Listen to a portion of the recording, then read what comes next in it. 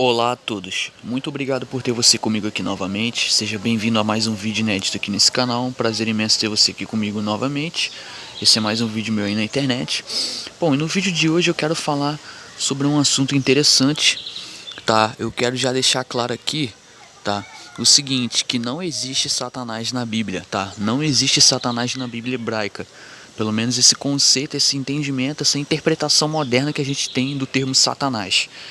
Quando ouvimos o termo Satanás ou Satã, dá a entender o que? A ideia de um ser maligno que se opõe a Deus, arqui-inimigo de Deus, né, que faz o mal na terra, que ele é o responsável por todo o mal, que ele desvia os seres humanos, faz os seres humanos pecar e que levar os seres humanos à perdição, a serem condenados no inferno junto com ele. Lembrando que Satanás, antes, né, nos primórdios da criação no céu, ele se rebelou contra Deus, né, ele era um anjo querubim, se eu não me engano, um anjo muito poderoso, tá? Que no caso era Lúcifer o nome dele. E ele se rebelou contra Deus e convenceu um terço dos anjos do céu a fazerem o mesmo e foram lançados na terra, né? Uma ideia que já é um pouco contraditória. Como é que um Deus todo-poderoso lançaria um ser arqui-inimigo dele, sabendo, né? Porque ele é onisciente, sabendo que ele se tornaria arqui-inimigo dele, qual o sentido de jogar esse ser na terra junto com o ser humano, que é a coroa da criação de Deus, em tese? Então são coisas a se pensar. Bom, muitos também têm o entendimento de que esse ser ele é um ser espiritual metafísico e que ele seria vermelho, com rabos. Ele tem chifre, tem rabo, ele tem pata de bode, ele tem um tridente, né? Um ser que tem uma figura maléfica, né? Uma figura horrenda. Pelo menos essa é a interpretação e entendimento que a gente tem quando a gente ouve a palavra Satanás, né? A gente entende que é um ser, né? Muitos entendem que é um ser real. Porém, na Bíblia, o termo Ha-Satan, em hebraico, essa expressão em hebraico queria dizer algo totalmente diferente. Significa acusador ou adversários, ou seja, isso se refere a uma função e não a um nome próprio. Muitos entendem que Satanás ou Satã é um nome próprio, porém não.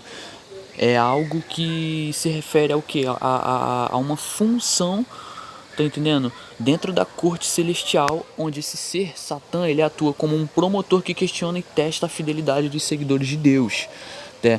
Ou seja, é uma pessoa que se opõe a outra. Por exemplo, eu fui levantado contra o teu Satã. Isso significa que eu fui levantado contra o seu adversário, né? Contra o seu opositor. Então tem esse sentido de opositor, adversário, né? Os escritores da Bíblia, os autores que escreveram o Antigo Testamento e utilizaram essa palavra Ha-Satã, eles não viam como um ser espiritual, de não utilizar esse termo pensando num ser espiritual metafísico que se opõe a Deus.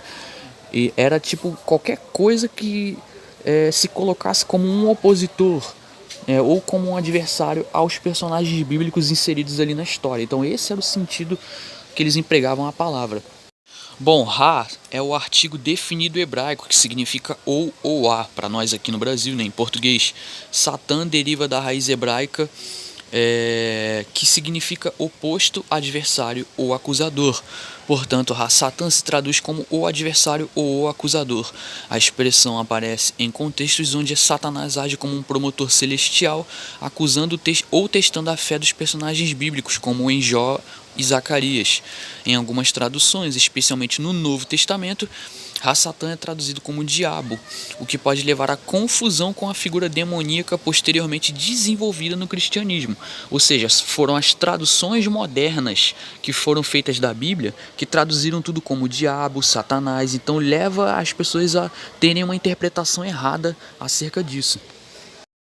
Bom, preste atenção aqui, ó, Satã e o livro de Jó. O livro de Jó, aproximadamente escrito em 600 a.C., antes da Era Comum, é o texto mais antigo a abordar o problema da teodiceia, um termo moderno para a questão de se Deus é bom, porque ele permite que o mal e o sofrimento existam.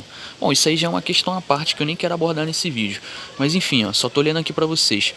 O livro inicia com os anjos aparentemente se reportando a Deus. Entre eles está o anjo Satã. Então veja bem, pessoal, se Satanás é um ser espiritual metafísico que se opõe a Deus, aqui está escrito anjo Satã, então significa que o anjo de Deus é o próprio Satã? Não faz sentido, porque como é que o arqui-inimigo de Deus seria o próprio anjo de Deus? Tudo bem, ele era um anjo antes de se corromper, mas agora ele é considerado o quê? Um demônio, um ser maléfico. Porque muitos entendem que no livro de Jó, aqui é o próprio demônio, o próprio Satã, Satanás, que tá ali tentando Jó. Mas aqui mostra que é um anjo enviado por Deus para testar a fé de Jó. Ou seja, algo totalmente diferente. Bom, a função desse anjo era vigiar pelo mundo, colocando obstáculos à frente dos humanos, exigindo-lhes que fizessem uma escolha. Nesta função, podemos dizer que ele age como promotor de justiça de Deus, ou seja, era um ser enviado pelo próprio Deus. Reportando-se a Deus, ele mencionou Jó, servo de Deus, que havia prosperado. Então não era um ser metafísico que tem rabo, chifre, como muitos entendem nos dias de hoje, não. Entende? E lembrando que o livro de Jó ele é um livro poético, ele não é um livro real, ele não é um livro literal. Não tem nem como traçar ele a algum período histórico, né? Alguns estimam que foi escrito há cerca de 600 anos antes de Cristo, né? Por aí. Bom, é o seguinte, todas as referências do Antigo Testamento àquele chamado Satanás são na verdade Ra-Satã, tá aqui a palavra no hebraico. O Ra em hebraico é o artigo definido, ou isso significa que quando Ra-Satã é usado, é um título ou um cargo e não um nome próprio.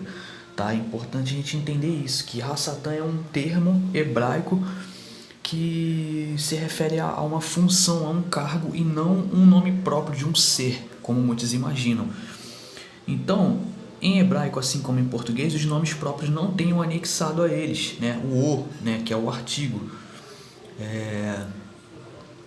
Não tem esse artigo anexado a eles, tá entendendo? Então, isso aqui já mostra pra gente que esse conceito moderno que a gente tem, né, como Satanás, como arqui-inimigo de Deus, isso sequer existia no passado, tá? Essa nova crença era provavelmente resultado da influência de religiões dualistas como o zoroastrismo. Eu já falei sobre isso aqui no canal. Foi o zoroastrismo, né, ou coisas que vieram da cultura religiosa grega que influenciaram esse pensamento dualista de Deus e o diabo, dois seres duais batalhando, né? Bom, no hebraico antigo, né, no hebraico do Antigo Testamento, o substantivo Satanás, né, que é um substantivo, ocorre 27 vezes. E o verbo Satanás ocorre 6 vezes, são frequentemente usados de forma geral. Se eu, Satanás, a alguém, eu me oponho a essa pessoa, eu acuso ela ou a calunio, né? Se eu sou o seu Satã, isso significa o quê? Que eu sou o seu opositor. Então a palavra Satã era usada nesse sentido, você entendeu? Davi usa isso dessa forma nos Salmos. Aqueles que me retribuem o mal pelo bem me acusam, ou seja, Satã, porque sigo o bem, em Salmos 38. Se eu agir como um Satanás para alguém, portanto, sou seu adversário ou acusador. Esse é o exemplo claro que ele está querendo dar aqui. Como o mensageiro do Senhor se colocou no caminho de Balaão, como seu adversário, seu Satã. Ou como Salomão disse a Irão, que ele não tinha adversário que se opusesse a ele, ou seja, ele não tinha Satã que se opusesse a ele, como diz aqui em 1 Reis e aqui no versículo de Números, né? Números 22, que fala de Balaão. Assim, em hebraico, o substantivo e o verbo podem ter o significado não técnico de opor-se a alguém como adversário. No caso de Balaão, até mesmo o mensageiro do Senhor era um Satã para ele, ou seja, um oponente enviado por Deus. Ou seja, como assim? Deus envia o próprio Satã para atormentar as pessoas? Será que esse Deus realmente é bom? Né? Um questionamento. Este é o primeiro ponto a ter em mente, diferentemente do português, onde Satanás sempre se refere a um ser malévolo. Do contrário do hebraico, o hebraico, Satanás pode ter um significado genérico e não técnico, tá entendendo? Bom, então como vocês estão vendo aí, pessoal, não existe Satã na Bíblia. Esse ser que a gente entende hoje como um ser que se opõe a Deus, arqui-inimigo de Deus, etc e tal, esse ser não existe no Antigo Testamento. Isso aí foi uma adição posterior que eles colocaram lá depois que eles receberam influência do zoroastrismo. Bom, vimos os exemplos que existem tanto Satanás humanos quanto Satanás celestiais, né? No contexto ali do Antigo Testamento. Ou seja, oponentes terrestres e celestiais. Os anjos de Davi nos Salmos eram inimigos humanos. O oponente de Balaão era um inimigo celestial.